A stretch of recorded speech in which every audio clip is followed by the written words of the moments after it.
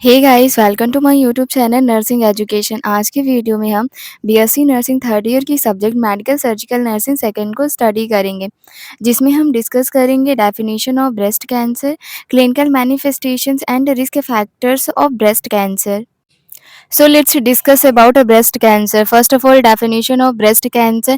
Breast cancer is a cancer that forms in the cells of the breast. It is the most common cancer diagnosed in a woman. Breast cancer survival rates have increased and the number of deaths has been declining due to many factors such as early detection and new approach of treatment and better understanding of a disease. Breast cancer breast की sales में होने वाला cancer है और ये सबसे common cancer है जो वुमेन्स में देखने को मिलता है। और ब्रेस्ट कैंसर से सर्वाइवल रेट इंक्रीज हो रहे हैं और जो डेथ है वो कम हो रही है, क्योंकि इस का अर्ली डिटेक्शन किया जा रहा है और नई अप्रोचेस आ गई हैं ट्रीटमेंट के लिए और लोग इस डिजीज़ को समझ रहे हैं, जिसकी वजह से जो डेथ रेट है वो कम हो रहा है ब्रेस्ट कैंसर की वजह से। This is the definition of breast cancer. Now we discuss clinical manifestations of breast cancer. First, breast lump. Lump का मीनिंग होता है कलेक्शन ऑफ सेल्स। जब ब्रेस्ट की सेल्स कलेक्ट होकर सॉलिड स्ट्रक्चर बना लेती हैं तो उसे लंप कहते हैं। Most common symptom. और ब्रेस्ट कैंसर की कंडीशन में ब्रेस्ट में लंप होना बहुत ही कॉमन होता है।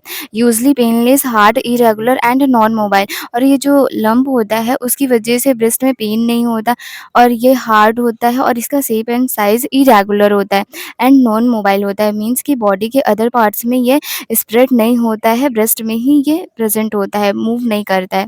Often found in the upper outer quadrant. और ये ब्रेस्ट के अपर आउटर क्वाड्रेंट में प्रेजेंट होता है, मीन्स कि ब्रेस्ट के ऊपर वाले पार्ट में ये होता है।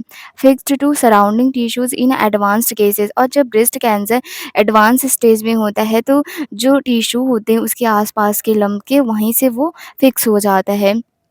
Second, breast pain, mastalgia. Breast pain को मैस्टेल्जिया भी कहते हैं। Usually not severe. और ब्रेस्ट पेन सीवियर नहीं होता, मतलब कि ये बहुत ज़्यादा देखने को नहीं मिलता, ज़्यादा पेन नहीं होता है। परसिस्टेंट नॉन साइक्लिक पेन में अगर और पेन परसिस्टेंट होता है और नॉन साइक्लिक होता है। Third, changes in a breast shape and size. Breast के शेप एंड साइज में चेंजेस देखने को मिलते हैं ब्रेस्ट कैंसर की कंडीशन में। Asymmetry between the two breast. दोनों ब्रेस्ट सेम नहीं होते हैं, मतलब कि उनके बीच में सिमेट्री नहीं होती, वो एसिमेट्रिकल हो जाते हैं। मीन्स एक ब्रेस्ट छोटा रहेगा दूसरा बड़ा रहेगा, इस तरह देखने को मिलता है। लोकलाइज्ड स्वेलिंग और न्यू डिस्टोर्शन। स्वेलिंग देखने को मिलती है ब्रेस्ट में और न्यू एबनॉर्मेलिटीज, नए चेंजेस देखने को मिलते हैं ब्रेस्ट में। Fourth, skin changes over the breast. और ब्रेस्ट की जो स्किन रहती है उसमें चेंजेस देखने को मिलते हैं। डिम्पलिंग और पकड़िंग, मीन्स कि जो ब्रेस्ट की स्किन होती है वो ऑरेंज पील दिखाई देने लगती है, ऑरेंज पील अपीयरेंस दिखाई देता है ब्रेस्ट की स्किन में। Redness and ulceration of skin in advanced disease. Redness देखने को मिलता है और जब ब्रेस्ट कैंसर एडवांस्ड हो जाता है तो फिर अल्सर भी देखने को मिलता है। Fifth, nipple changes. निप्पल में चेंजेस देखने को मिलते हैं। निप्पल रिट्रैक्शन और इन्वर्जन। निप्पल जो रहता है वो अंदर की तरफ घुसा हुआ रहता है, निप्पल से डिस्चार्ज देखने को मिलता है। क्रस्टिंग और एक्जिमा। क्रस्टिंग मीन स्किन जो रहती है वो पपड़ी जैसे होने लगती है ब्रेस्ट की। एक्जिमा देखने को मिलता है। एक्जिमा स्किन डिजीज होती है जिसमें स्किन में ड्राइनेस, इचिंग देखने को मिलता है। सिक्स्थ, एक्सिलरी और सुप्राक्लैविकुलर लिम्फ नोड इनलार्जमेंट है। जो एक्सिलरी और सुप्राक्लैविकुलर लिम्फ रहती है, लिम्फ नोड होती है, उसमें इनलार्जमेंट देखने को मिलता है। Hard fixed lymph node in axilla. Axilla के लिम्फ नोड हार्ड हो जाती है और फिक्स हो जाती है। Indicate lymphatic spread. इससे यह पता चलता है कि ब्रेस्ट कैंसर लिम्फेटिक सिस्टम में स्प्रेड हो गया है, फैल गया है। सिस्टमिक और एडवांस्ड सिम्टम्स है due to metastasis to lung, bone, liver और brain.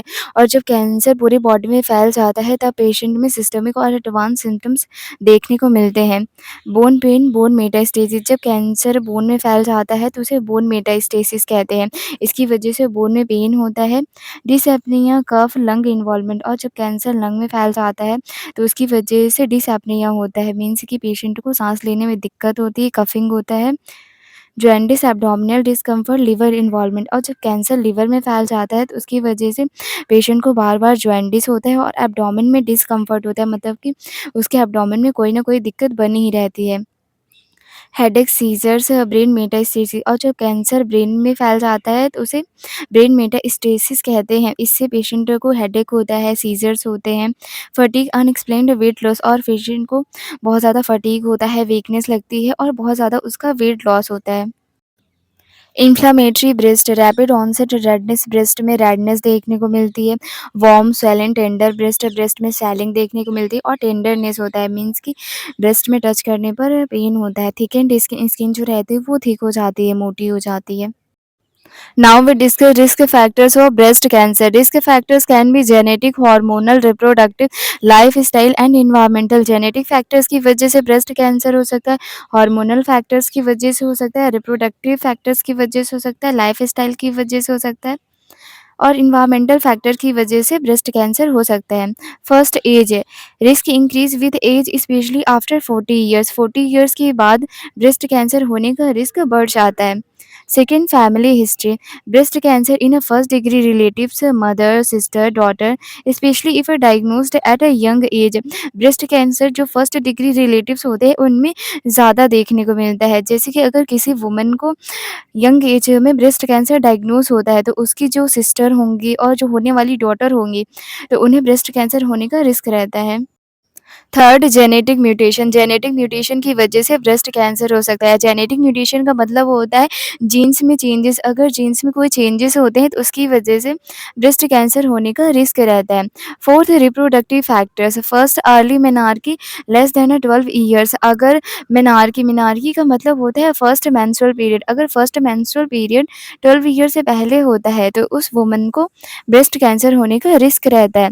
Late menopause more than 55 years. Menopause का मतलब होता है last menstrual period, sorry, menopause का मतलब होता है स्टॉपेज और मेंस्ट्रुअल पीरियड। अगर menstrual period, menstrual cycle 55 years के बाद स्टॉप होती है तो उस वुमन को रिस्क रहता है ब्रेस्ट कैंसर होने का। नल्ली पैराइटी, नो चाइल्ड बर्थ।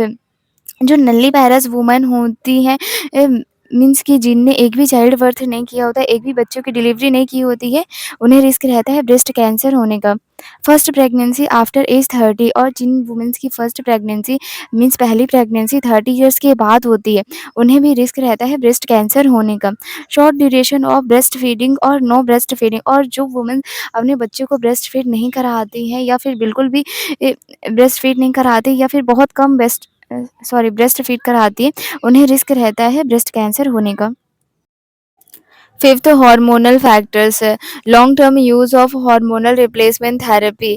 जो वुमेन्स हार्मोनल रिप्लेसमेंट थेरेपी लेती हैं, जिनकी हार्मोनल रिप्लेसमेंट थेरेपी चलती है, उन्हें रिस्क रहता है ब्रेस्ट कैंसर होने का। Prolonged exposure to oestrogen.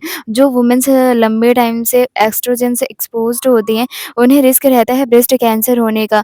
Means Jin women's की एस्ट्रोजन थेरेपी चलती है या फिर उनकी बॉडी में बहुत ज़्यादा एस्ट्रोजन प्रोड्यूस होता है, उन्हें रिस्क रहता है ब्रेस्ट कैंसर होने का। ओरल कॉन्ट्रासेप्टिव यूज़, और जो वुमेन्स कॉन्ट्रासेप्शन के लिए ओरल पिल्स का यूज़ कर रही होती है, उन्हें भी रिस्क रहता है ब्रेस्ट कैंसर होने का। सेवंथ है रेडिएशन एक्सपोज़र। जो वुमेन्स रेडिएशन से बहुत ज़्यादा एक्सपोज़ होते हैं, उन्हें भी रिस्क रहता है ब्रेस्ट कैंसर होने का। Eighth, lifestyle factors. Obesity specially after menopause. Menopause के बाद जो वुमेन ओबेस होती है, उन्हें रिस्क रहता है ब्रेस्ट कैंसर होने का। Lack of physical activity. जो वुमेन फिजिकल एक्टिविटी कम करती हैं, उन्हें भी रिस्क रहता है ब्रेस्ट कैंसर होने का। हाई फैट डाइट, और जो वुमेन फैट का इंटेक ज़्यादा करती हैं, फैट डाइट ज़्यादा लेती हैं, उन्हें रिस्क रहता है ब्रेस्ट कैंसर होने का। एक्सेसिव अल्कोहल कंजम्पशन, और जो वुमेन अल्कोहल कंज़्यूम करती है, बहुत ज़्यादा अल्कोहल का कंज़प्शन करती है, उन्हें रिस्क रहता है ब्रेस्ट कैंसर होने का। स्मोकिंग, जो वुमेन्स स्मोकिंग करती हैं, उन्हें रिस्क रहता है ब्रेस्ट कैंसर होने का। Others, certain environmental carcinogens.